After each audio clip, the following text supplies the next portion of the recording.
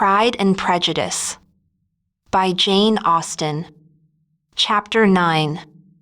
Elizabeth passed the chief of the night in her sister's room, and in the morning had the pleasure of being able to send a tolerable answer to the inquiries which she very early received from Mr. Bingley by a housemaid, and some time afterwards from the two elegant ladies who waited on his sisters. In spite of this amendment, however, she requested to have a note sent to Longbourn, desiring her mother to visit Jane and form her own judgment of her situation. The note was immediately dispatched, and its contents as quickly complied with. Mrs. Bennet, accompanied by her two youngest girls, reached Netherfield soon after the family breakfast.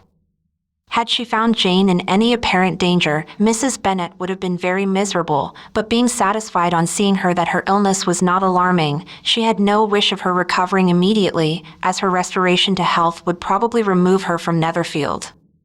She would not listen, therefore, to her daughter's proposal of being carried home, neither did the apothecary, who arrived about the same time, think it at all advisable. After sitting a little while with Jane, on Miss Bingley's appearance and invitation, the mother and three daughters all attended her into the breakfast parlor. Bingley met them with hopes that Mrs. Bennet had not found Miss Bennet worse than she expected. "Indeed I have, sir," was her answer. "She is a great deal too ill to be moved. Mr. Jones says we must not think of moving her. We must trespass a little longer on your kindness." "Removed," cried Bingley. "It must not be thought of. My sister, I am sure, will not hear of her removal." "You may depend upon it, madam," said Miss Bingley, with cold civility, "that Miss Bennet shall receive every possible attention while she remains with us." Mrs. Bennet was profuse in her acknowledgments.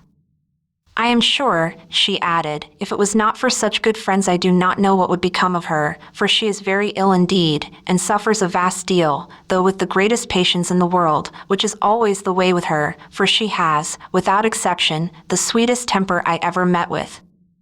I often tell my other girls they are nothing to her. You have a sweet room here, Mr. Bingley, and a charming prospect over that gravel walk. I do not know a place in the country that is equal to Netherfield. You will not think of quitting it in a hurry, I hope, though you have but a short lease." "Whatever I do is done in a hurry," replied he, "and therefore if I should resolve to quit Netherfield, I should probably be off in 5 minutes.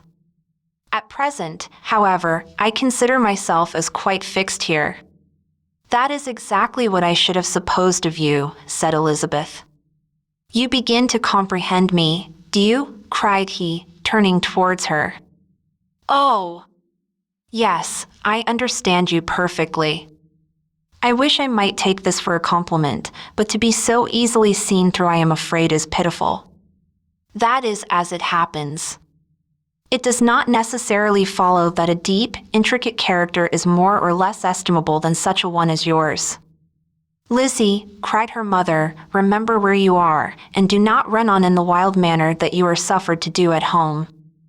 I did not know before," continued Bingley immediately, "that you were a studier of character. It must be an amusing study." "Yes, but intricate characters are the most amusing. They have at least that advantage." "The country," said Darcy, "can in general supply but few subjects for such a study. In a country neighborhood you move in a very confined and unvarying society. But people themselves alter so much that there is something new to be observed in them forever." "Yes, indeed," cried Mrs. Bennet, offended by his manner of mentioning a country neighborhood. "I assure you there is quite as much of that going on in the country as in town." Everybody was surprised, and Darcy, after looking at her for a moment, turned silently away.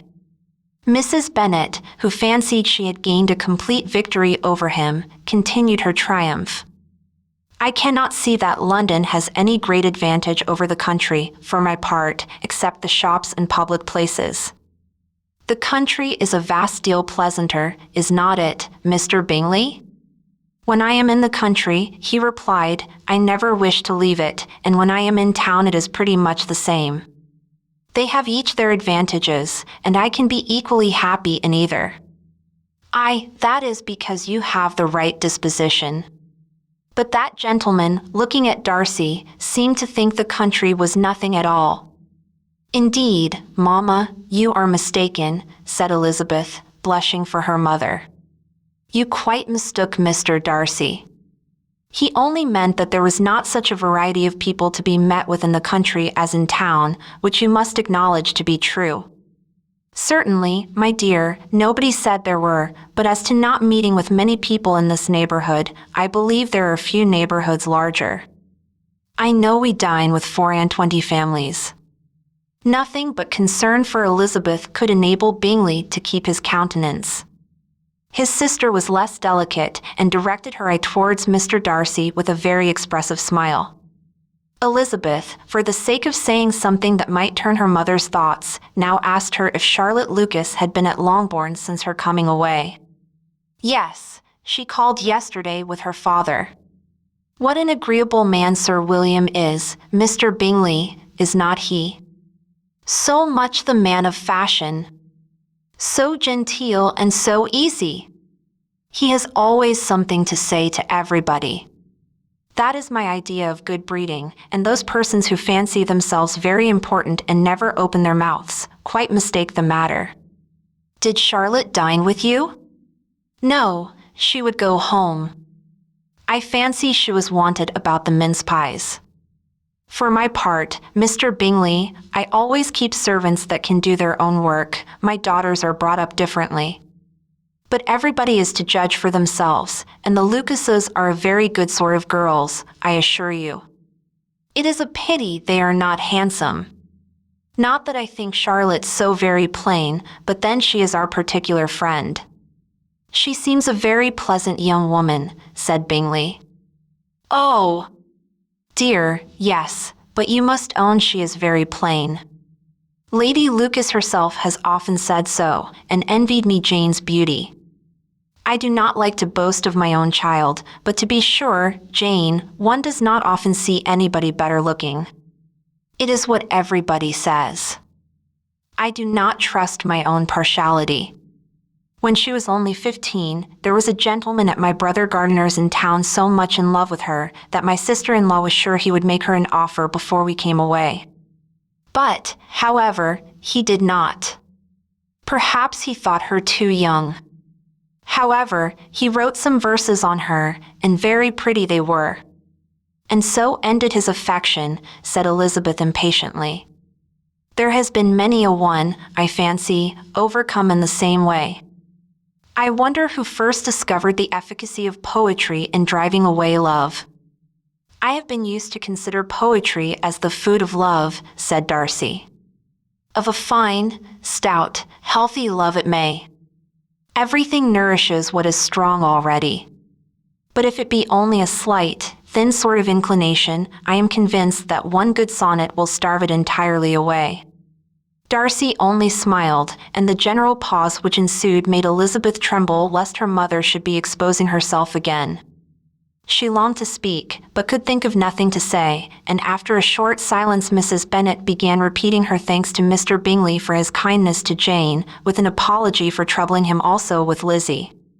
Mr. Bingley was unaffectedly civil in his answer, and forced his younger sister to be civil also, and say what the occasion required. She performed her part indeed without much graciousness, but Mrs. Bennet was satisfied, and soon afterwards ordered her carriage. Upon this signal, the youngest of her daughters put herself forward.